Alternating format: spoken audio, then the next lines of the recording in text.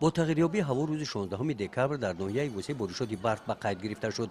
در این خصوص اطلاع پیشگویی آب و هواشناسان را به نوبت گرفته مؤسسه‌های تحصیلات میانه عمومی برای به مشکلی پس سر نمودن سردی ها آمادگی گرفتند.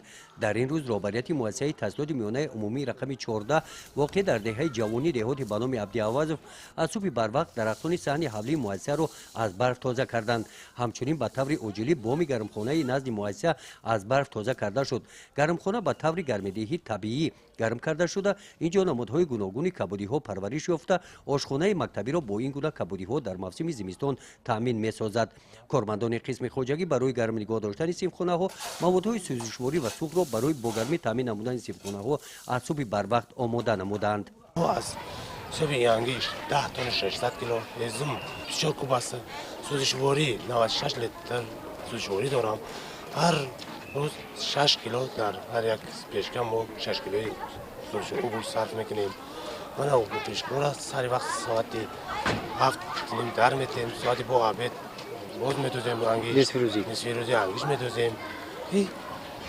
خوانندگان ما سعی گفتم میتونن که در دستش تو کنه چیکار کنه. تنقیصی در این مؤسسه دیدن نمیشه. تا 20 تا 25 درجه اونجا گرمی هست در مشکلی یگون مشکلی حسابی شیشه بندی همه شده همه چیز شیشه بندی شده که هر سر وقت نگاه کردم مثل اینکه یگون جو شوات نگاه کردم چه کاری ما هر روز همین کار است که شیشه بندی است.